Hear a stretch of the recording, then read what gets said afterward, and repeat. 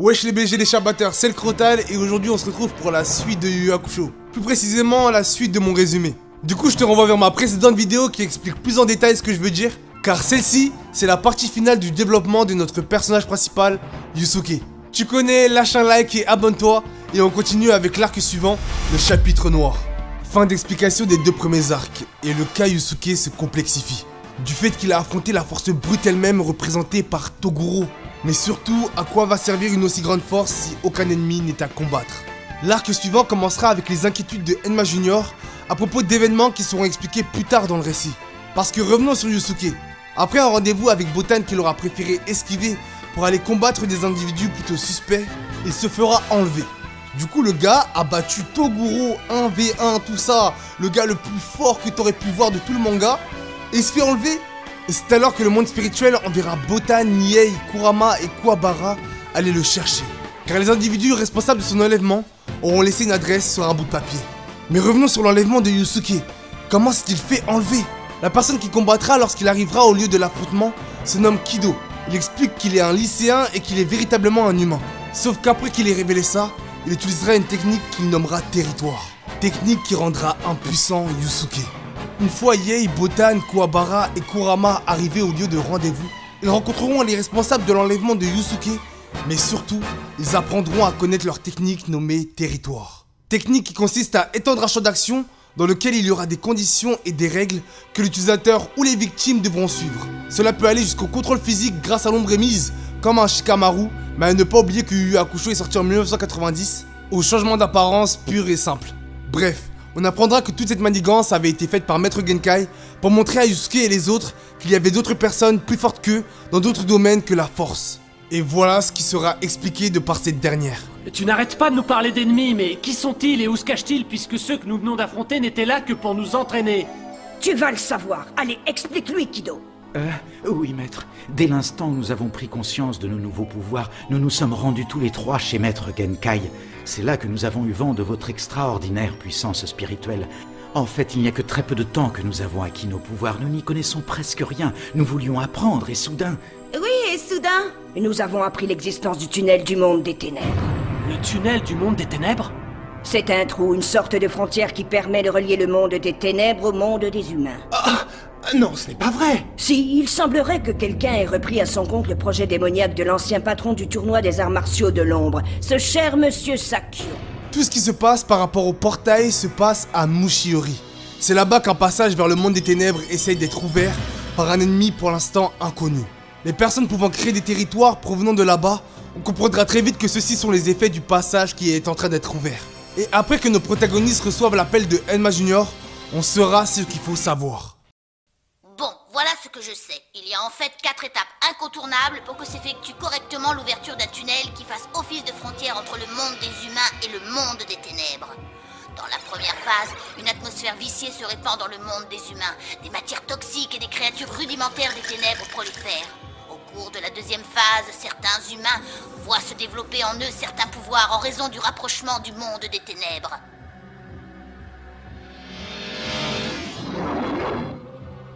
J'espère que vous pourrez tout arrêter avant la troisième phase. Sinon, les premières créatures dangereuses des ténèbres feront leur apparition. Je veux parler des monstres de classe D, sans intelligence, mais très brutaux. Enfin, et nous devrons tout faire pour empêcher cela. Si le diamètre du tunnel venait à dépasser 2 km, le processus entrerait en phase finale, ce qui signifierait la fin du monde des humains. Mais en quoi consiste cette dernière phase? Que va-t-il se passer? Dites-nous la vérité. Si les inventeurs de ce tunnel réussissent à créer une ouverture de plus de 2 km, des monstres de classe C et ensuite de classe B pourront circuler librement. Ça veut dire quoi? Il existe une classification très réglementée de tous les types de monstres. Ils sont répertoriés de la classe Z à la classe A en fonction de leur puissance diabolique. Pour vous donner un exemple, les monstres de la classe B ont une force équivalente à la puissance maximale développée par Toguro. Quoi? Toguro était de classe B, c'est ça? Des suite de cela, on comprendra que malgré que le passage soit ouvert, seuls les monstres de classe B pourront y passer. Dû notamment grâce à une barrière placée là par le monde spirituel, pour empêcher que de trop grandes puissances s'acheminent jusqu'au monde des humains pour le détruire. Et il nous sera dit qu'il ne reste que 3 semaines avant que le portail atteigne sa phase finale, donc atteigne les 2 km. Ok, il y a toutes ces dingueries qui sont en train de se passer, mais ça fait combien de temps que Yu Yu Hakusho a commencé? Eh bien, grâce à une question que Yei posera, où il demandera à Enma Junior sa classification en tant que monstre. Il nous sera permis de comprendre que 6 mois se sont écoulés depuis son affrontement contre Yusuke au début du manga. Et dites-vous que Yae, depuis ce combat, est passé de la classe D supérieure à la classe B inférieure, Toguro étant de la classe B supérieure, Yusuke étant de la même classe que ce dernier, l'ayant battu. Yae, vexé, dira qu'il ne souhaite pas participer à cette excursion à Mushiori, mais préfère largement que ce passage s'ouvre pour retourner d'où il vient. Laissons donc Yusuke, Kurama et les autres. En parallèle de cela, l'antagoniste principal nous sera montré. Il nous sera aussi permis de comprendre via différentes scènes qu'il est l'auteur du passage vers le monde des ténèbres qui est en train d'être créé, mais aussi que ce dernier travaille avec ni plus ni moins que le petit frère de Toguro que ce dernier avait normalement tué. Il sera évoqué qu'il souhaite briser la barrière empêchant les classes A et S de passer, mais notamment qu'il aurait trouvé celui qui peut le réaliser. Un retour se pose pour comprendre où en sont nos protagonistes. Ils auront fait 2 groupes de 4, un chargé de trouver l'ouverture du portail et l'autre chargé de trouver les auteurs de ceux-ci. L'équipe 1 trouvera le centre du portail. L'équipe sera composée de Kurama, Botan, Kuwabara et Kaito, les ayant rejoints. Une fois arrivés là-bas, ne voyant rien, ils en déduisent que le portail se situe en profondeur et qu'il faudrait attendre avant d'y aller. Au même moment de leur découverte, c'est alors que l'équipe 2 arriva enfin à Mushiori. Elle sera composée de Genkai, Yusuke, Kido et Yanagisawa. Une fois arrivés dans cette ville, un visuel d'horreur nous sera montré, notamment dû à l'ouverture du portail, laissant entrer des créatures répugnantes. Nos protagonistes diront que heureusement cela leur est caché. Une fois arrivés en ville, ils entreront en contact avec le territoire d'un individu. Personne qui se révèle avoir la capacité de lire dans les pensées des gens. Après que Yusuke ait utilisé que 30% pour le battre alors qu'il a même pas touché, Murota décidera de coopérer. Après lors, depuis le début de l'arc, on peut remarquer une chose par rapport à Yusuke. Il n'utilise que la force. Que ce soit dans sa stratégie, sa façon de réfléchir, ou sinon dans sa technicité, divisant sa puissance par des pourcentages, comme pourra l'expliquer Maître Genkai. Mais comment Yusuke évoluera-t-il au fil de l'arc? Eh ben cela, on le saura une fois arrivé à l'hôpital. Mais avant que la meilleure scène de Yu Yu Hakusho arrive, faut repérer notre méchant. Et cela s'effectuera grâce au pouvoir de Murota, pouvant étendre son territoire jusqu'à 30 mètres. Ils attendront quelques heures avant que notre personnage se montre. Et dès l'instant où Murota l'aura repéré et sera rentré en contact avec ses pensées, une chose pourra être comprise. Il souhaite éradiquer toute l'humanité, creusant lui-même leur tombe. L'individu les repérera et Murota se fera toucher, perdant connaissance de par un bout de gomme qu'il aura reçu en plein front. Pour le soigner, ils partiront dans un hôpital, sauf que quelque chose les attendait là-bas. Et voilà ce que notre camarade blessé aura pu discerner dans l'esprit de notre protagoniste. Nous allons creuser des tombes pour tout le monde. Tous les 7, nous creuserons des tombes pour tout le monde. L'ange noir, le gardien, le tireur, le gourmet, le maître du jeu, le docteur et le marin. Nous allons creuser des tombes pour tout le monde. Tous les 7, nous creuserons des tombes pour tout le monde. C'est quoi ce charabia? Oui, essaie d'être un peu plus clair. Tu veux dire qu'ils sont 7 à creuser pour ouvrir le trou entre les deux mondes, c'est ça? Explique-nous, bon sang! Je n'en sais rien. Parmi toutes les pensées de ce malade, c'est la seule chose qui ressemblait à peu près à un indice. Je vous jure que c'est vrai. Le reste n'était qu'imprécation horrible, un cauchemar. Celui qui a tiré sur Murota n'était pas notre méchant principal. Celui qui a perpétré ça se fait nommer le tireur par notre antagoniste, signifiant que ces pseudonymes que Murota a discernés sont attribués à des humains. Humains possédant des territoires. Très vite, notre dénommé tireur parlera du docteur qui les attend à l'hôpital. Et c'est alors que là-bas, où se trouve notre équipe 2, un territoire s'activa. Territoire s'étant propagé dans tout l'hôpital, duquel apparaîtront des insectes propageant des maladies. 2 de nos héros seront touchés, alors Yusuke partira à la recherche de ce docteur. Quand il trouvera ce docteur nommé Kamiya, il comprendra que lorsqu'un détenteur de territoire s'évanouit, son territoire disparaît. Quand je vous dis que Yusuke l'a frappé fort, croyez-moi, parce qu'il avait pour objectif de le rendre inconscient. Dans cette démarche qui finira par devenir une course-poursuite au sein de l'hôpital, que je dis être l'une des meilleures scènes de Yu Yu Hakusho, 2 choses nous sera permis d'être comprises. Que non ce docteur mais chirurgien Kamiya se sera retiré tout nerf permettant la douleur, l'empêchant donc de s'évanouir, faisant que Yusuke ne le considère plus en tant qu'humain. C'est alors que son but de le rendre inconscient changea, Yusuke ayant pris la décision de le tuer s'il ne retirait pas son territoire maintenant. Après que le docteur soit pris en tenaille par Genkai et Yusuke, il leur proposera un faux antidote. Ce que Murota dans les parages percevra et ce qu'il dira à Yusuke. C'en était trop pour Yusuke. Tel un dieu ayant assez menacé, pour lui la sanction était justifiable. Sanction que ce dernier désignera par la mort. Et je vous laisse apprécier le reste. Tu ne peux rien contre moi. Je ne ressens plus la douleur. Je suis invincible.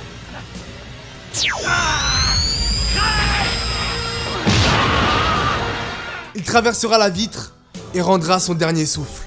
Le docteur Kamiya est mort. Yusuke, fixant son poing, se dirait qu'il n'avait pas le choix. Mais c'est alors que Kamiya se fera sauver in extremis par Genkai. Toutes les personnes touchées par le territoire de ce dernier s'en sortiront indemnes. Ce sera après les mots de Genkai qu'on comprendra ce qui serait advenu de Yusuke si elle n'avait pas sauvé Kamiya. Une fois rentrés, se pensant tranquille jusqu'à la reprise des opérations, ils recevront l'appel de Elma Junior les informant qu'il reste plus que 7 jours avant que le portail atteigne les 2 km. Ni une ni deux, nos protagonistes devaient se regrouper, ayant la localisation du portail se situant dans la grotte Jirima à Mushiori. Sauf que Kuwabara, n'ayant plus d'énergie astrale, préféra aller à un concert de rock plutôt que de les suivre.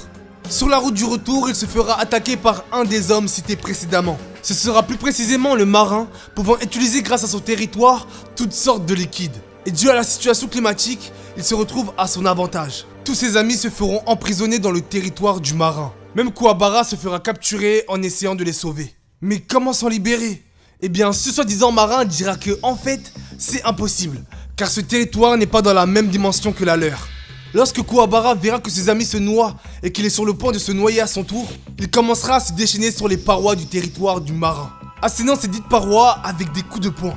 Le marin, le narguant, constatera par lui-même que son territoire est en train de céder. Il se demandera qu'est-ce qui se passe et comprendra qui est vraiment Kuwabara. Parce que oui, ce soi-disant con qui est présenté depuis le début est en réalité la clé qui pourrait permettre au monde des humains d'être détruit. L'épée que Kuwabara fera apparaître est ni plus ni moins que la trancheuse de dimension. Épée pouvant réellement trancher n'importe quel espace et briser n'importe quel sort. Et donc Kuwabara, en tranchant l'espace de son territoire, il le tranchera aussi. Et une fois ses amis libérés et le marin mis hors d'état de nuire, il les ramènera tous chez Yusuke. Malgré qu'il aurait pu laisser son ennemi là, le laissant mourir. Lorsque ce marin se réveillera totalement soigné, Yusuke et Kurama l'auront intimidé pour le faire dire ce qu'il a à dire. Et après un long extrait, on comprendra le but de cet arc. Nous devons mourir. Nous ne devons pas rester en vie. Nous ne le méritons pas. Sois plus clair, qui entends-tu exactement par nous? L'humanité entière. Vous aussi. Vous penserez la même chose une fois que vous aurez vu la vidéo. Quelle vidéo? Mais de quoi tu parles? D'une cassette intitulée Le Chapitre Noir. Le Chapitre Noir? Oui, c'est une vidéo qui vous fera prendre conscience en un clin d'œil de toutes les atrocités commises par les hommes. Pas possible, le Chapitre Noir. Ce nom te dit quelque chose? C'est un document secret. En fait, il est conservé dans les archives du monde des esprits. Tu connaissais son existence? Cette cassette dévoile au grand jour l'aspect le plus sombre de l'humanité. Yei l'a très longtemps convoité. Les hommes ont perpétré un nombre incalculable de crimes au cours de l'histoire. Des meurtres sanguinaires aux plus atroces des tortures. Tout y est soigneusement compilé. 10 000 heures de programme. Je connaissais en effet son existence, mais j'étais loin de me douter qu'elle puisse avoir un rapport avec toute cette histoire. C'est parce que vous ignorez tout des méfaits commis par les êtres humains que vous pouvez encore vous prendre pour des héros. Si vous visionnez cette cassette, vous aussi vous changerez d'opinion. Je peux vous l'assurer. Croyez-moi, l'être humain ne mérite pas de vivre. Et donc... Et donc quoi? Tu essaies de nous dire qu'on devrait servir de nourriture aux monstres, c'est ça? Absolument! Au fond, tu ignores quel genre de personne tu es réellement. C'est parce que tu as la chance de pouvoir vivre dans un monde apparemment en paix, mais tu ne sais rien de la véritable nature humaine. Dis-moi, est-ce que tu as seulement déjà vu une file d'enfants qui attendent la mort? Et le sourire du bourreau qui se délecte en observant sa victime?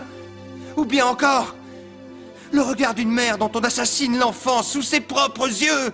Peut-on jamais pardonner le plaisir éprouvé par celui qui commet un acte aussi horrible?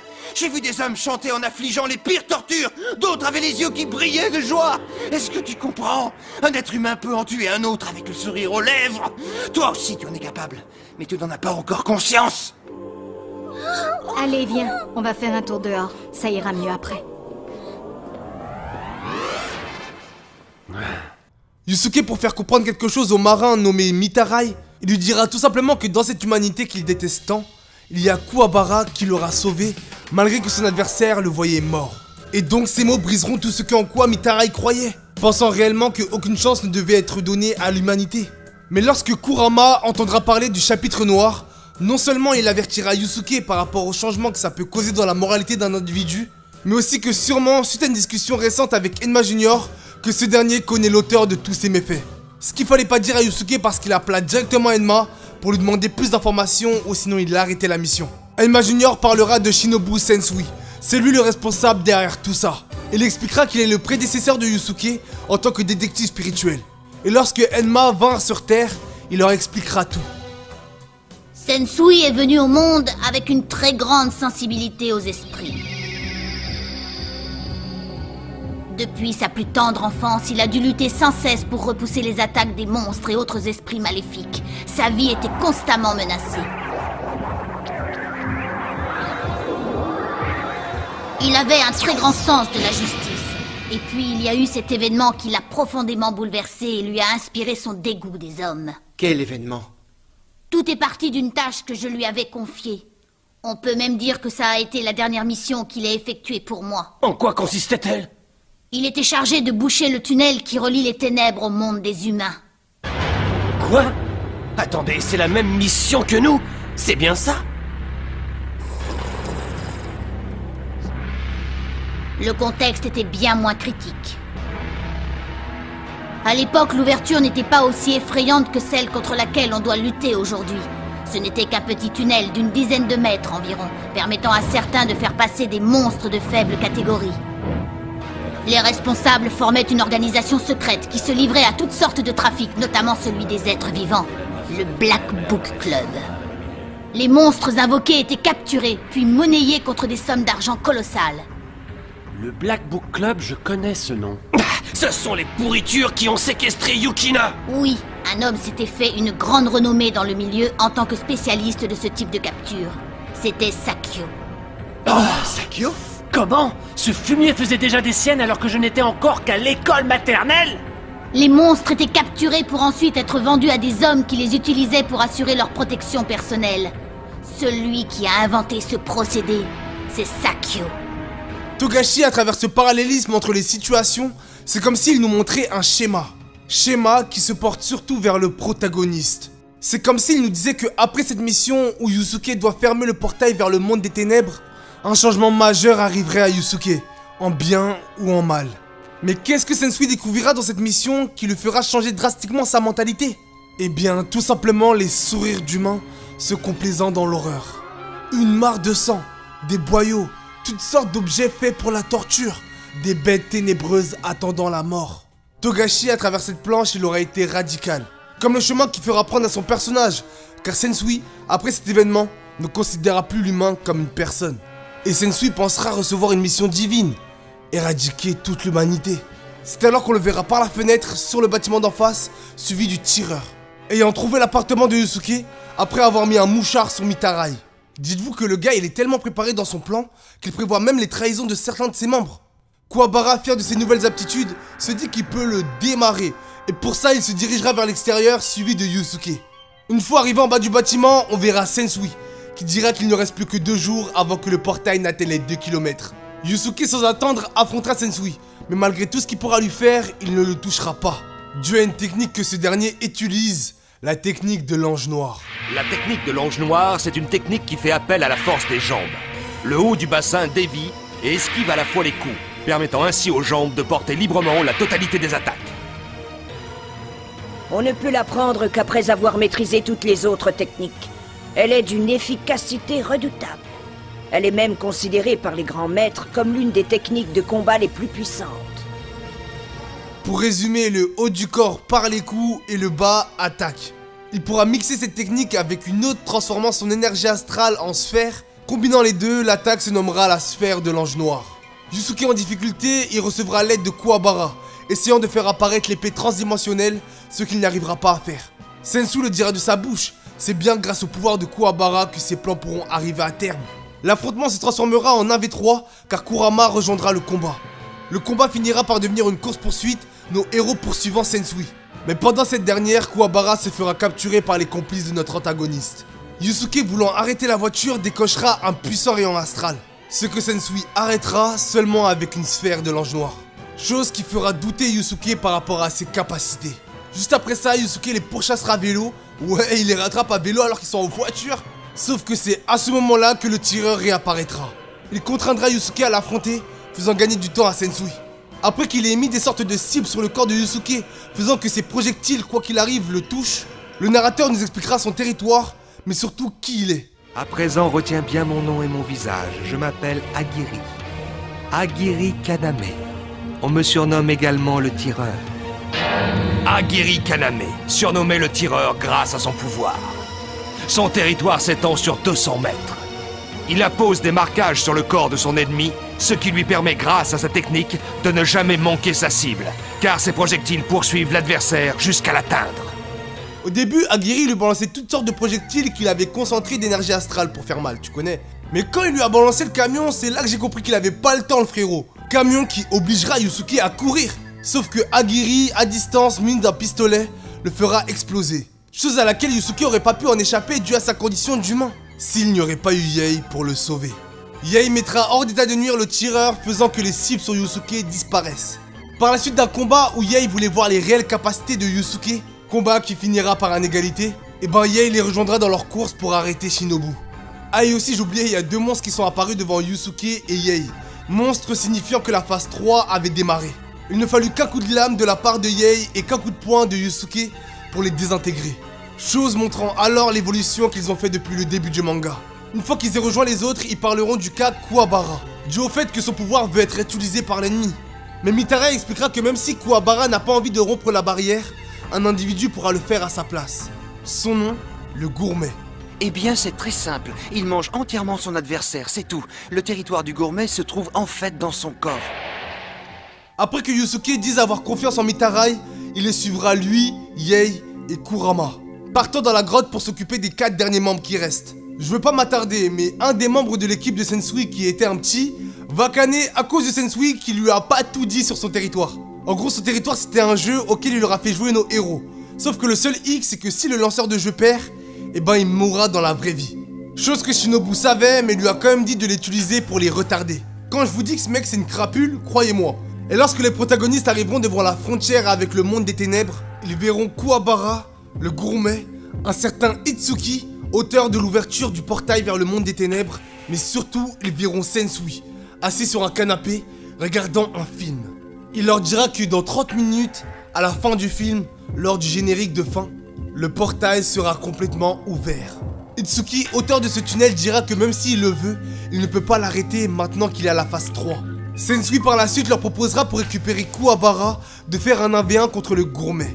Chose que Kurama fera et discernera que ce n'est pas véritablement le gourmet, mais en réalité que c'est Toguro. Ce sera après un gros coup de fouet qui le décapitera à moitié qu'on pourra réellement le voir. Et voilà ce que ce dernier nous expliquera.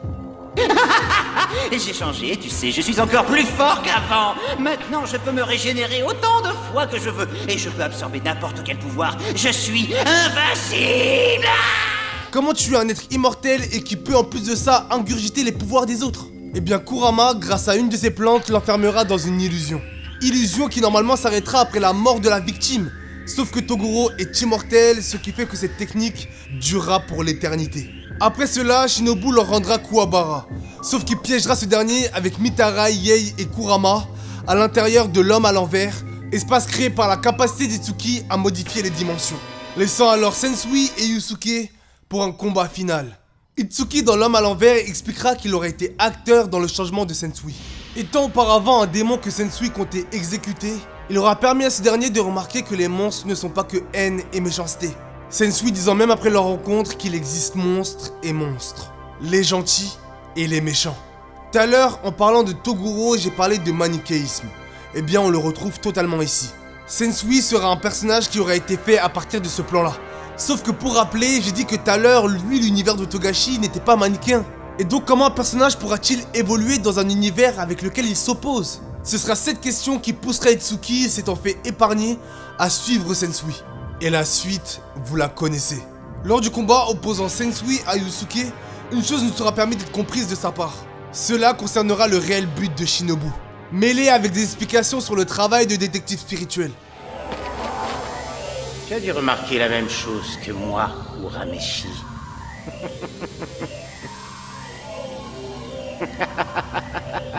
En exerçant le métier de détective du monde spirituel, je me suis aperçu que mon cœur commençait à se corrompre, à pourrir. Mais je n'ai fait aucun effort pour empêcher ça. Je n'en avais pas envie. Est-ce que tu sais pourquoi?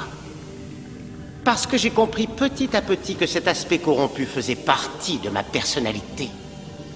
À force de combattre, même pour une cause que l'on croit juste et bonne, on finit par aimer le goût de la violence et on cherche des prétextes pour se battre.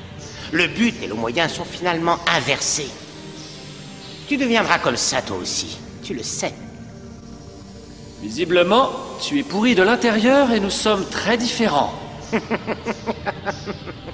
Je vais t'apprendre autre chose. Le tunnel maléfique n'a plus aucune importance pour moi à présent. Il m'est complètement égal de savoir si des monstres de classe A, S ou autres viennent envahir la Terre. Ce n'est plus de mon ressort. Quoi? C'est vrai, cela ne me regarde pas et surtout, cela ne m'intéresse pas. Mais le moment où nous allons commencer à nous battre, toi et moi, c'est ça que je trouve excitant. J'ai même l'impression très nette que le projet du passage du monde des ténèbres n'était que le prétexte qui m'a permis de provoquer cet instant. Par la suite de cela, les premiers coups seront donnés. Yusuke ayant appris de ses erreurs, il prendra le dessus. Ce combat nous permettra de voir le corps de Sensui. Blessure qu'il possède non pas donnée par un adversaire, mais due à son entraînement. Après qu'on aura vu cela, il utilisera une de ses attaques les plus puissantes contre Yusuke. Attaque nommée sphère électrique. Nos héros le diront, cette attaque est plus puissante qu'un rayon astral. Mais Yusuke parlera cette attaque et arrivera à riposter. Il asséna de coups Sensui au sol. Yusuke le dira, frapper son corps c'est comme frapper un pneu. Mais très vite, la situation se renversa. Brisé. Ce seront les mots qu'Itsuki utilisera pour décrire Sensui. Comme dit précédemment par ce dernier, il aura vécu toutes sortes de situations périlleuses dans son métier de détective spirituel, rencontrant sur son chemin toutes sortes de démons, dont Itsuki. Donc il aura connu toutes sortes de malveillances démoniaques. Mais une chose la surpassera, la malveillance humaine. Itsuki révélera que Sensui possède un cœur pur. Il ne voit que gentil et méchant. En défendant les humains des démons, il pensait faire la bonne chose. Mais quand il verra qu'ils abusent de ce privilège, il les tuera. Créant à partir de cela diverses personnalités pour garder le shinobu pur à l'abri. En tout, il en aura créé 7, tous ayant des personnalités différentes. D'ailleurs, parmi eux, il y aurait une fille qu'une fois Itsuki aurait consolée. Et donc, ce concept assimilé, on comprendra qu'on n'aura jamais eu affaire au véritable Shinobu Sensui. On aura eu affaire depuis le début du manga jusqu'à maintenant à Minoru, personnage manipulateur et orgueilleux sur lui-même. Personnalité qui se fera remplacer par Kazuya, un individu violent et grossier qui a l'habitude d'utiliser un pistolet astral. Il est dit qu'il peut tuer des chiots jusqu'à même des nourrissons. Kazuya remplaçant Minoru acculé, il tirera une première fois dans la côte de Yusuke, mais une fois au sol, il le rafalera de toutes parts. Déçu de l'intervention de Enma Junior, on pourra enfin avoir affaire au vrai Sensui. Celui ayant créé les 7 personnalités, tous à des extrêmes différents, pour éviter que le monde ne le tâche. Après une altercation où il montrera sa force à Yusuke, Itsuki lui passera des vêtements et un bras de rechange. Lorsqu'il poussera un rire machiavélique, il révélera sa réelle puissance. Sensui détient l'énergie divine. Enma Junior dira que même Genkai n'a pas réussi à atteindre ce stade. Mais il nous révélera surtout que Sensui est inarrêtable. Seulement en un geste, il infligera des coups presque meurtriers à Yusuke. Coup l'envoyant à l'autre bout de la grotte. Yusuke repartira à la charge, mais les coups qu'il pourra lui infliger ne lui feront rien. Dernière tactique de sa part, le lancer de chaussures. Ça marchera car il récupérera la tétine de Enma Junior, possédant un énorme pouvoir. L'anneau anti-maléfice. Le plus puissant des sorts préventifs créés par le monde spirituel. En concentrant son énergie dans sa sucette depuis de longues années, le seigneur Enma s'est concocté une arme ultra puissante agissant comme un sort. Et connu des monstres sous le nom de l'anneau anti-maléfice. Lorsque cet anneau est lancé contre l'ennemi ou sur son territoire, il crée un espace neutre solidement délimité par une frontière. Il est particulièrement efficace contre les créatures du monde des ténèbres. Une fois piégés par ce sort, même les monstres de classe S perdent toute capacité de faire le moindre mouvement. Malgré que Yusuke voit que son ennemi est supérieur à lui, il lui dira souhaiter un affrontement, dans lequel le résultat sera la mort. Kuwabara ne comprendra pas les agissements de Yusuke, mais Yei et Kurama comprendront très bien que Yusuke n'a aucune chance, car eux-mêmes sont effrayés de par l'énergie qui se dégage de Sensui. Et ils le diront, Shinobu Sensui possède l'énergie d'un classe S. Tous, mais en particulier Yei, se sentiront impuissants, disant que Sensui peut les éliminer d'un revers de la main. Yusuke, décidé à affronter Sensui et à en mourir, Enma Junior se résignera à utiliser l'anneau anti-maléfice contre Sensui, mais ce qui ne marchera pas. Ce dernier déviera l'attaque et ne sera pas emprisonné par le sort. Chose causant un gros tremblement, avertissant Botan qu'il faut informer le roi Enma, père de Enma Junior, mais surtout roi des enfers. Yusuke ayant déjà vécu la mort, cela ne le fait pas peur. Car comme le sacrifice de Kuwabara lors du tournoi, il sait que cela ravivera une flamme chez nos héros. Ces derniers ne souhaitant pas la mort de Yusuke, ils parviendront à sortir de l'homme à l'envers grâce à l'épée de Kuwabara, l'épée transdimensionnelle. Lors d'un silence et d'un dernier cri poussé par Kuwabara, Yusuke les regardera et mourra. Sensui traversant son cœur seulement avec 2 doigts. Genkai en dehors de la grotte le ressentira et poussera un cri. Mais par contre, Keiko ne comprendra pas pourquoi Pyu, représentation de l'âme de Yusuke, tout d'un coup s'est endormi. Tu l'auras compris, cette scène aussi fait partie des meilleures scènes de Yu Yu Hakusho. Scène que je vais pas plus vous expliquer pour vous laisser un petit peu de surprise. Mais dites-vous que la mort de Yusuke corrèle avec l'ouverture définitive du portail, la fin du film dont Sensui parlait au début de l'affrontement. Mais surtout, cela corrèle avec la victoire de l'antagoniste principal. Sans hésiter, Yae utilisera le feu du dragon des ténèbres, propulsant Sensui à l'intérieur du tunnel et tuant tout monstre franchissant le portail. Kurama prendra son apparence d'antan en devenant Yoko Kurama et Kuwabara les suivra pour en découdre avec Sensui. Une fois dans le tunnel, Sensui les fera constater qu'ils sont devenus des classes A, ne pouvant passer la barrière sans que Kuwabara la tranche, ce qu'il fera. Ce qu'il fera du fait que Sensui se retrouve derrière la barrière, car Sensui possède une énergie divine et non démoniaque, la barrière restreignant que celle-ci. Au même moment, Botan partira voir le roi Enma. Elle l'informera de ce qui se passe sur Terre, et ce dernier lancera ses troupes spéciales pour régler la situation. La troupe spéciale d'intervention du monde spirituel, surnommée les Chasseurs. Elle terrorise les monstres de toutes espèces. Leur mission principale, le maintien de l'ordre dans les parties du monde des ténèbres régies par le monde spirituel et la traque des monstres en vue d'élargir la zone contrôlée par le roi Enma. Allons-y. Kurama, Yae et Kuwabara pourchassant Sensui, ils arrivèrent au monde des ténèbres. Chutant, Kurama fera apparaître une plante leur permettant de planer.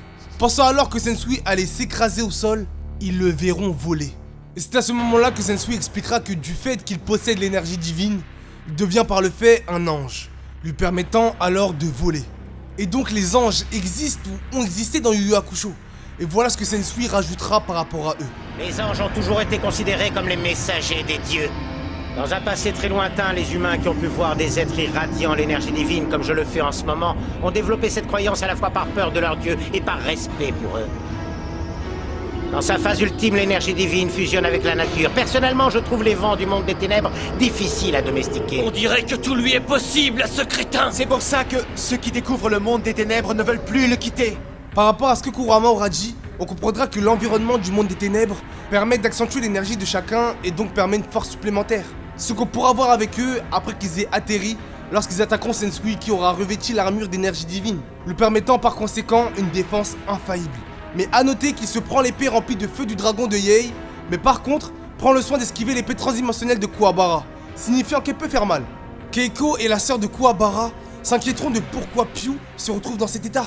Mais ils choqueront lorsqu'ils le verront s'envoler pour aller vers une destination. Retour dans la grotte où se trouve Mitarai, Enma Junior et le corps de Yusuke. Enma Junior remarquera un truc bizarre avec l'esprit de ce dernier, ce qu'il expliquera à Mitarai. Tout ça est très étrange. Qu'est-ce qui est étrange? Ne me dis pas que... Tu vois bien qu'il ne respire plus. Je ne sais pas, son cœur ne bat plus, mais son esprit refuse de monter. Et alors, qu'est-ce que ça signifie? Normalement, quand quelqu'un meurt, son esprit monte tout seul pour rejoindre le monde spirituel. Quoi? Qu'est-ce que tu essaies de me dire? Que Yusuke n'est pas mort? Si, bien sûr qu'il est mort, cela ne fait aucun doute. Mais justement, c'est ça qui est étrange. Oh. Une traînée d'énergie spirituelle passa au-dessus d'eux. C'était les troupes spéciales envoyées par le roi Enma. Voilà les ordres que leur chef leur communiquera. Reboucher le portail en 7 jours, s'occuper à l'intérieur du tunnel des démons voulant franchir la barrière, et pour finir, tuer Yusuke Urameshi. Après que Mitarai ait défendu Yusuke en disant qu'il était gentil, il se fera laser pour rien. Mais celui dans l'histoire qui est le plus déboussolé, c'est Enma Junior, qui demandera plus d'explications, Yusuke ayant travaillé 6 mois pour le monde spirituel. Et voilà ce que le chef de la troupe spéciale d'intervention lui dira. Yusuke Urameshi est selon votre père un descendant de Mazoku. Qu'est-ce qui lui fait croire ça?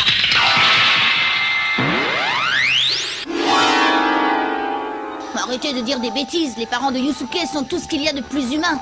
C'est vrai. Son père, sa mère, tous deux étaient humains. Ses grands-parents, et avant eux leurs ancêtres, tous étaient humains. Oh. Ne me dites pas que le grand atavisme, c'est ça. Vous avez deviné juste. C'est un des pouvoirs des monstres de classe A et de classe S. Ils peuvent s'accoupler avec des humains. Dans le sang de Yusuke Urameshi coule celui de Mazoku, qu'il a reçu par le grand atavisme de cette famille. L'atavisme. C'est en résumé la part du patrimoine héréditaire dont les informations génétiques sont transmises, non pas aux enfants, mais directement à leurs descendants. Le grand atavisme, quant à lui, est la forme la plus extrême de l'atavisme. Il permet en effet à Mazoku de transmettre ses gènes aux descendants de plusieurs générations et d'activer ces mêmes gènes à n'importe quel moment de la vie de l'un de ses hôtes. La nature des ancêtres d'Urameshi a été soigneusement manipulée. Lorsqu'il est mort la première fois, Yusuke n'avait encore ni la capacité ni la qualité pour supporter une renaissance sous forme de Mazoku, ce qui explique que votre père ait découvert ce pouvoir si tardivement. En fait, en le ressuscitant pour en faire un détective du monde spirituel, nous l'avons rendu apte à supporter cet aspect de son hérédité. Sans la clairvoyance du roi Enma, votre père, qui aperçut la subtile résonance entre Urameshi et le sort de la frontière, il aurait sans aucun doute été trop tard pour intervenir. Telle ironie du sort, s'il n'avait pas été creusé par Sensui, le trou des ténèbres aurait probablement été l'œuvre de Yusuke. Quelle histoire invraisemblable! Dans la 44e génération qui a précédé Yusuke, bien avant que ne soit tendu le sort à la frontière du monde des ténèbres et du monde des humains, le Mazoku a révélé au travers d'un humain son pouvoir terrifiant. Aujourd'hui, cette force est en Yusuke. Malgré cela, Enma Junior n'était toujours pas d'accord. Mais c'est alors que le corps de Yusuke commença à léviter. Ils diront qu'il commence à se réveiller, mais c'est à ce moment-là qu'une bête spirituelle débarqua et protégea ce dernier. Les troupes spéciales l'attaquant de toutes parts. Lorsqu'ils comprendront que c'est trop tard, la voix de Yusuke résonnera et on comprendra que cette bête spirituelle est nulle d'autre que Pyu. Et du coup, vous vous rappelez de l'œuf du début qu'il avait jeté dans les flammes. Mais sinon, je l'ai pas montré, mais l'aura qui se sera dégagée de lui lorsqu'il affrontait Toguro. Yusuke était voué à devenir ce qu'il est actuellement. Pyu n'étant que le reflet de l'âme de Yusuke, il aura pris l'apparence de ce qu'est devenu ce dernier. Donc, un démon. Et l'état actuel dans lequel il est était prédit depuis le début par Togashi. Et vous me demanderez alors pourquoi Pyu, lorsque l'œuf a éclos, s'est retrouvé avec cette forme. Et ben c'est tout simplement parce que l'œuf de la créature spirituelle que Yusuke devait garder au début a été pris en charge par Enma Junior. Donc s'est retrouvé dans le monde spirituel. Et donc c'est comme si Yusuke n'avait pas réellement passé cette épreuve. Car s'il l'aurait vraiment passé, comme ça nous l'aura été montré, sa bête spirituelle aurait pris comme maintenant la forme d'un phénix, symbolisant le cycle de mort et de résurrection. Il se réveillera et effraiera tout le monde, dû à son énorme quantité d'énergie démoniaque. Mais malgré tout ça, malgré tout ce cinéma, il reste bien lui-même. Malgré les menaces que le chef des troupes spéciales fera à Enma Junior, il partira quand même avec Yusuke, rejoindre les autres dans le monde des ténèbres pour affronter Sensui. En repartant dans la grotte où le portail s'est ouvert, on pourra remarquer que les troupes spéciales ne comprennent pas ce qui se passe. Comment Yusuke arrive-t-il à être plus fort qu'eux, alors qu'ils sont la brigade la plus puissante du monde des esprits? Et c'est alors que leur chef leur révélera tout. Vous êtes toujours les meilleurs soldats qu'on puisse trouver dans le monde spirituel. Mais il existe certains démons plus forts que tous les autres. C'est un cauchemar. Je n'ai jamais eu à vous en parler jusqu'à aujourd'hui. Mais il existe des monstres qui sont de loin supérieurs aux classes A. On les appelle les monstres de classe S. Alors Yusuke Urameshi descendrait d'un monstre de classe S. Et Sensui aussi? Non, Sensui est un humain, mais la puissance qu'il a développée est équivalente à celle d'un monstre de classe S. Mais si vous dites vrai, comment nous opposer à eux? Capitaine, si nous ne pouvons pas le faire, ça veut dire que personne dans le monde spirituel ne peut les arrêter. Il a raison, n'est-ce pas, capitaine? Ouais, c'est ça. On peut pas les arrêter, capitaine. Écoutez-moi!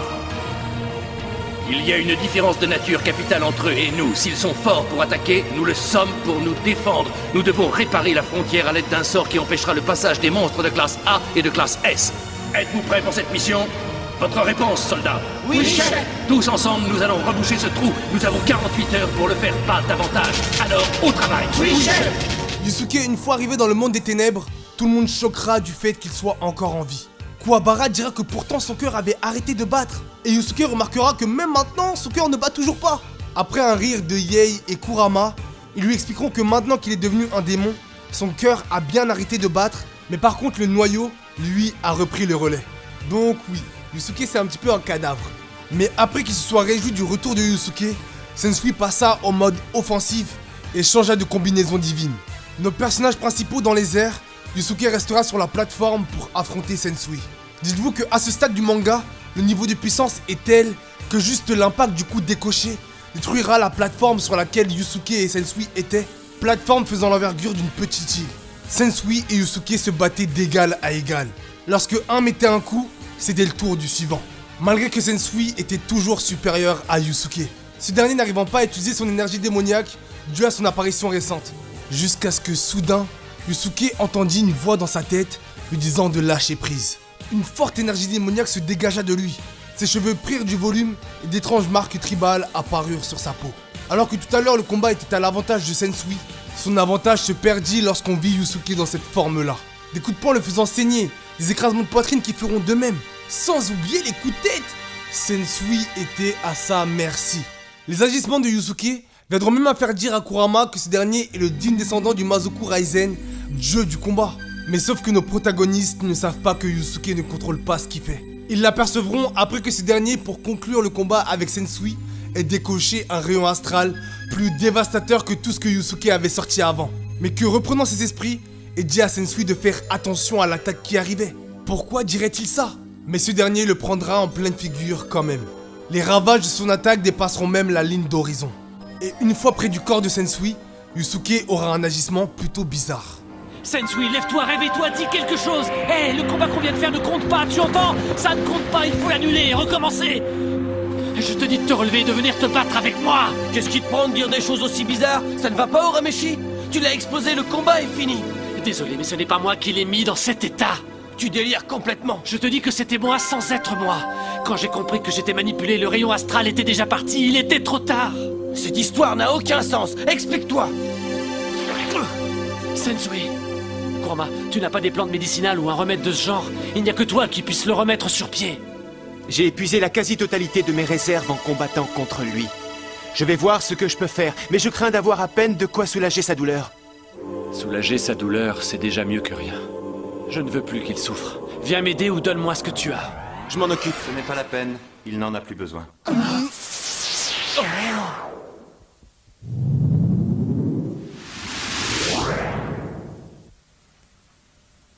Oh, Itsuki. Laissez-le mourir tranquillement. On ne t'a pas demandé ton avis, dégage d'ici sur le champ. Que tu le veuilles ou non, nous devons nous battre à nouveau. Je ne peux pas me contenter d'une telle victoire. Cela ne servira à rien. Shinobu n'en a plus que pour une quinzaine de jours, tout au plus.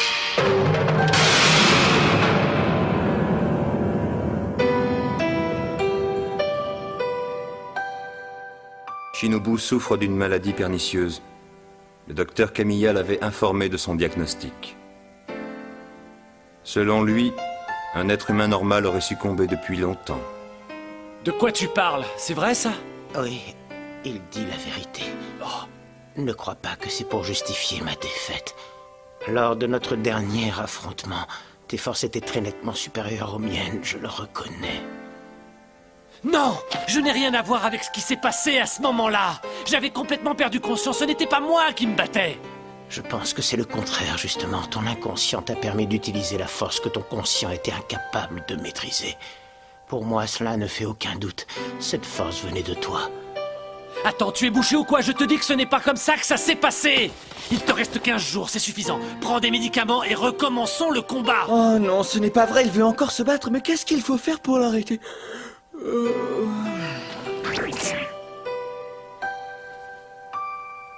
Enma, je suis sûr qu'en utilisant un de tes pouvoirs, tu peux faire quelque chose, non? Si j'avais disposé encore de l'énergie concentrée dans l'anneau anti-maléfice, j'aurais peut-être pu tenter l'une ou l'autre opération. Mais le combat avec Sensui l'a rendu totalement inefficace.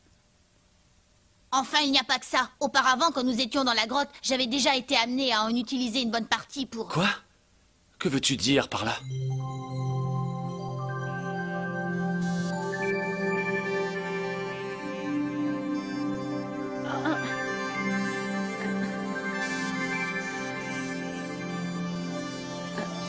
Où suis-je? Comment te sens-tu, mon enfant? Qu'est-ce qui m'est arrivé? Sans entrer dans les détails, disons que tu as été sauvé par le seigneur Enma. Le combat doit être terminé maintenant. Pourquoi tarde-t-il tant à revenir? Alors tu veux dire que pour sauver Amanuma, tu as... Oui. Qu'est-ce qu'il y a de si drôle? Tout s'est passé comme je l'avais prévu. L'anneau anti-maléfice était le dernier obstacle que je devais lever pour mener à bien mon projet. Je savais quelle était sa puissance. J'ai donc dû trouver un moyen pour le rendre moins efficace contre moi. Je ne voulais pas qu'il m'empêche d'accéder au tunnel qui me mènerait au monde des ténèbres. Shinobu, pourquoi accordais-tu tant d'importance au trou des ténèbres? Dis-le-moi. Qu'espérais-tu trouver ici? Qu'est-ce qu'il y avait de si important pour que tu sois prêt à y laisser la vie? Tu devrais le savoir. Le monde des ténèbres, c'est le pays natal des monstres que j'ai affrontés toute ma vie, sans jamais comprendre le pourquoi de ce que je faisais. Je me suis tout le temps demandé pendant mon enfance, pourquoi existe-t-il tant de monstres que je suis seul à voir? Pourquoi me détestent-ils? Pourquoi veulent-ils tous me tuer? Ne trouvant aucune réponse à ces questions, j'ai pensé qu'il valait mieux développer toutes les techniques de combat qui me permettraient de survivre. Il n'y a pas de doute, je suis le bon. Et eux sont les méchants. J'ai tous les droits pour les détruire. Pendant longtemps, j'ai partagé cette vision très manichéenne de la vie. Jusqu'au jour où tout a basculé. Où tout m'est apparu sous un autre angle. Ce fut un véritable choc pour moi. De découvrir que les humains que j'avais protégés étaient en fait les pires des monstres. Quand j'ai commencé à douter du bien fondé de ce que je faisais, je me suis demandé quel pouvait bien être le sort de tous ces monstres que j'avais tués, et j'ai éprouvé alors un sentiment de vide indescriptible. Lorsque j'ai appris que mon temps était compté, je n'ai plus eu qu'une seule obsession, venir ici, voir à quoi pouvait ressembler ce monde des ténèbres.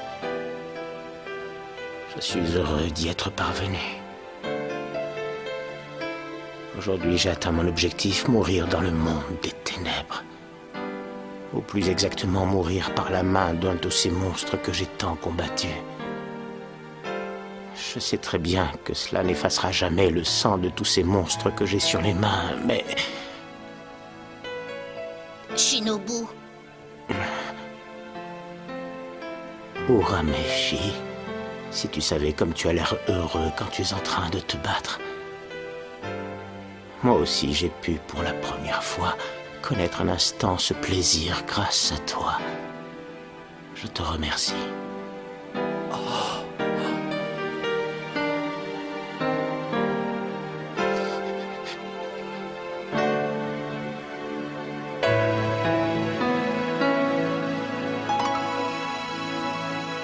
Sensui et Tsuki partirent dans la dimension de l'homme à l'envers, et y restèrent pour l'éternité. Yusuke expliquera qu'une puissance terrée dans le monde des ténèbres aura réussi à prendre le contrôle de son corps, s'introduisant dans un combat qui n'était pas le sien. Ce qui est contraire à Yusuke qui était déterminé à lui faire mordre la poussière pour ce qu'il avait fait. Mais Enma l'avertira que dans 7 jours, le portail des ténèbres sera fermé, et par conséquent, il serait ici pour l'éternité si jamais il venait à faire ça. Yei sera endormi dû à l'utilisation des flammes du dragon des ténèbres, et lui qui voulait rester ici sera amené, comme Yusuke, à revenir dans le monde des humains. Yusuke, à 14 ans, sera mort. Ce sera ressuscité en Mazoku, mis hors d'état de nuire celui qui a presque causé la fin du monde, mais surtout, à savoir, Yusuke, à 14 ans, sera devenu un classe S. Des êtres qui, dû à leur puissance, sont considérés comme des dieux. Et du coup, on aimerait bien comprendre comment l'arc narratif de Yusuke va se terminer. Et bien tout cela va se passer dans le dernier arc, l'arc des 3 rois. Je n'aborderai pas cet arc pareil que les autres, parce que en parallèle du développement de Yusuke, celui de Yei et de Kurama se fera. Donc je vais pas tout expliquer, mais je vais analyser l'essentiel pour vous conduire vers où je vais vous ramener. Selon Nietzsche, un philosophe, il existe 2 catégories de personnes, les forts et les faibles. Les forts parviennent à se dépasser, innover, créer. Suivant leur propre voie, ils créeront leur propre valeur. Et par conséquent, n'auront pas le même point de vue par rapport au bien et au mal comparé aux faibles. Eux qui subissent sans pouvoir agir, ne pouvant éprouver que des sentiments. De ça découlera de la moralité, car cette dernière est bien créée par les faibles, découlant du sentiment de compassion qui porte à plaindre autrui et à partager ses souffrances. Sauf que toutes ces règles liées à la moralité ne sont qu'applicables qu'en société. Parce que vient le cas Yusuke, cet individu est au-dessus de tout. Personne ne peut l'arrêter. Ni même le monde spirituel, et ni même ses amis. Qu'est-ce qui le pousserait à faire du bien, et qu'est-ce qui le pousserait à faire du mal? Et si je vous disais que seulement 3 personnages permettront de comprendre la fin du manga? Comprendre réellement ce que Togashi a voulu nous raconter, mais surtout voulu nous montrer. Mais avant de vous expliquer quoi que ce soit, faut comprendre que dans Yu Yu Hakusho, les sentiments, c'est comme un personnage à part entière. Il aura permis à nos héros divers power-ups qui se sera suivis par des victoires. Mais comment sera-t-il utilisé dans la suite de l'histoire? L'arc des 3 rois commence avec Yusuke qui ne s'épanouit pas dans sa vie d'humain, toujours obsédé par ce qui lui est arrivé lors de son combat contre Sensui. Il souhaite se venger, du moins il croit. Ne sachant pas quoi faire, il partira voir Genkai qui le redirigera vers une personne qui pourrait le concerter. Sauf que cette personne se révèle être la première détective spirituelle qui aura travaillé pour le monde des esprits, Kuroko Sato. Elle lui permettra un regard plus mature du fait qu'elle est plus âgée, ce que Yusuke comprendra et lui posera une question. Je peux te poser une question? Oui? Pourquoi as-tu démissionné de ton poste de détective? Pour me marier, tout simplement. Je voulais me consacrer à l'amour et à la famille plutôt qu'au combat. Mais encore maintenant, des monstres viennent me provoquer jusqu'ici. Heureusement, ils amusent les petits. Cette vie peut te sembler banale ou ennuyeuse, même si elle ne l'est pas. Mais je l'ai choisie et elle me rend heureuse. Ouais, si tu le dis, c'est que c'est vrai. Avant mon mariage, j'ai eu l'occasion de rencontrer Shinobu Sensui.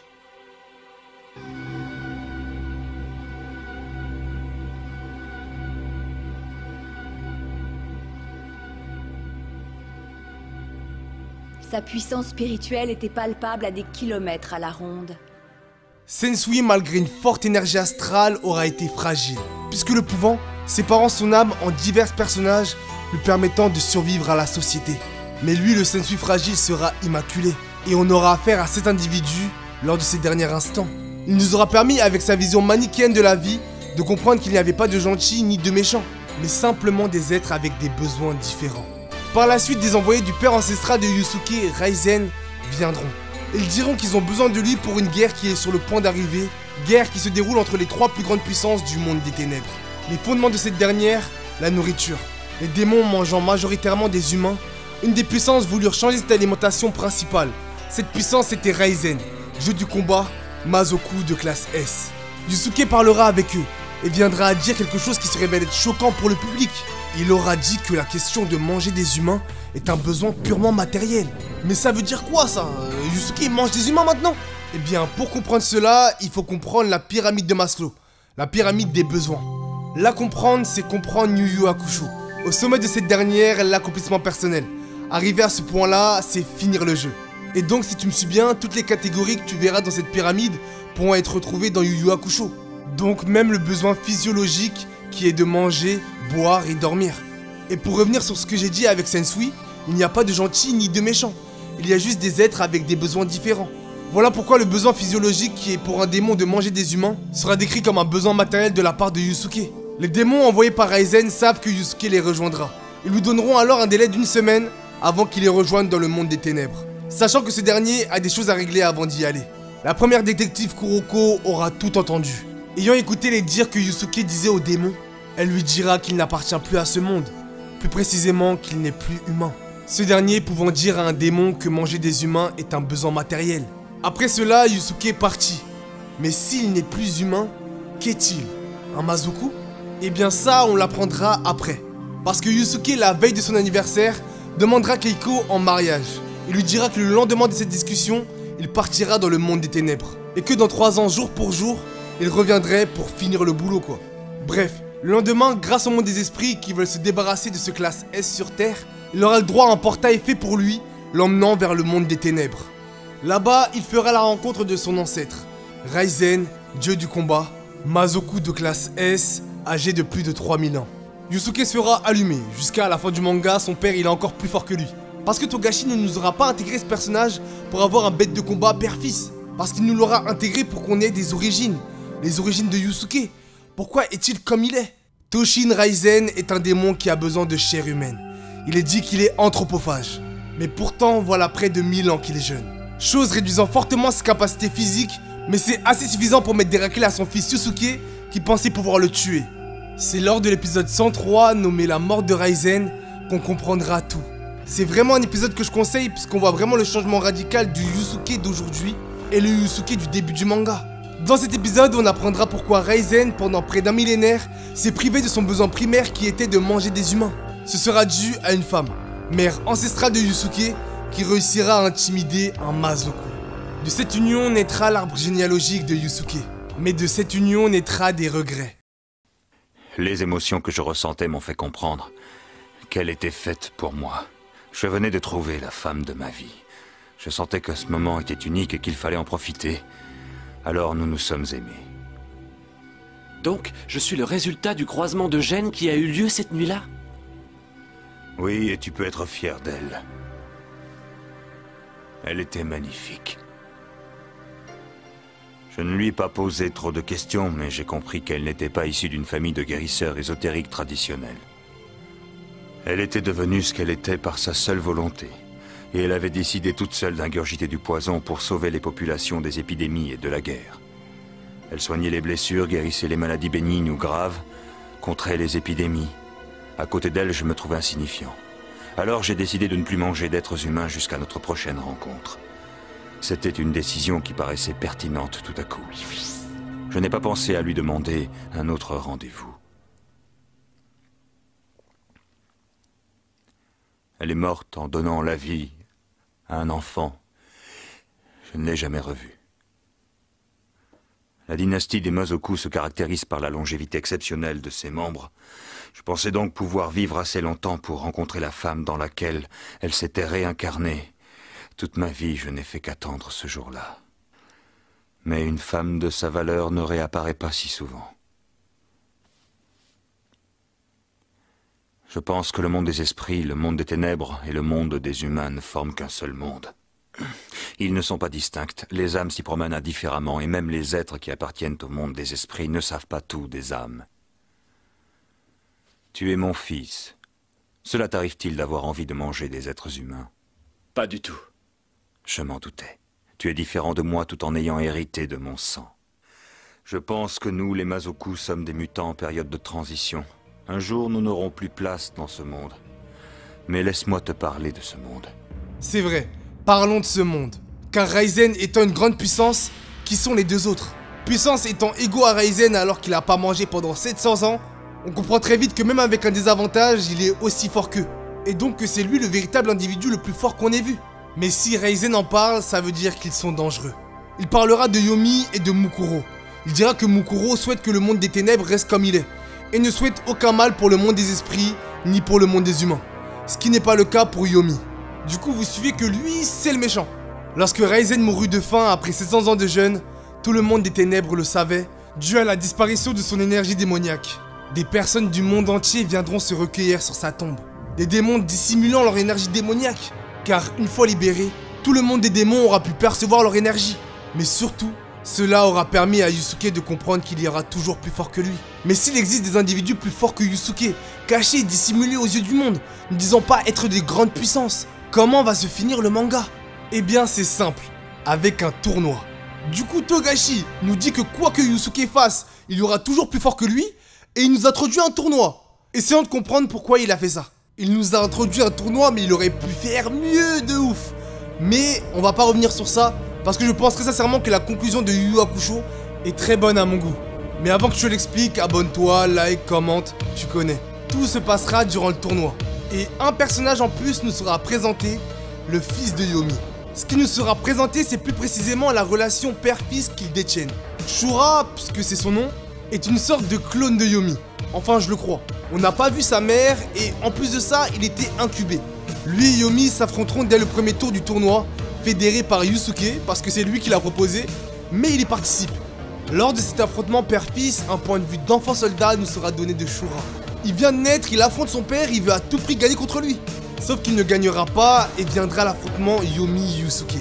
C'est simple, Yusuke aura perdu. Yei, Kurama, tous ses anciens poteaux participeront à ce tournoi. Mais il aura affronté seul un ennemi que Togashi aura prouvé être égal à lui. Seul dans le sens où il y avait lui et Yomi et personne pour les supporter, car étant sur une plateforme isolée. Capacité principale de Yomi, son ouïe. Privé de sa vue lors de son passé, il aura développé son ouïe jusqu'à entendre à des kilomètres. Il se dirige et combat à partir de cela. Et Yusuke l'affrontant comprendra qu'il est extrêmement fort. Mais à la fin, il y aurait dû avoir égalité. Seulement au loin, le fils de Yomi aura encouragé son père. Dû à son nuit exceptionnelle, il l'aura entendu et sera resté debout. Quant à Yusuke, il tombera, s'étant tous les deux asséné un coup de poing fatal. Yomi, après avoir gagné ce combat du tournoi, aura perdu les suivants, dû au fait qu'il était épuisé et du coup aura été retiré de la sélection, montrant à Yusuke qu'ils se sont battus d'égal à égal. Mais Kurama le dira, c'est bel et bien grâce à Shura que Yomi resta debout. Croyez pas, hein, c'est le dernier combat. Après ça, Yusuke, il rentrera sur Terre et rejoindra ses amis, quoi. Cette réponse qui est donnée à la question de l'éthique est fausse selon Yu Yu Hakusho. L'homme dans son unité n'existe plus. Il n'y a que des êtres qui d'un côté agissent et d'autres qui éprouvent des sentiments. N'est pas la bonne phrase. Car en réalité, sans sentiment, il n'y a pas d'action. Sans sentiment, Raizen n'aurait pas conçu Yusuke. Sans sentiment, Yusuke ne serait pas revenu à la vie. Sans sentiment, il n'aurait pas gagné contre Toguro.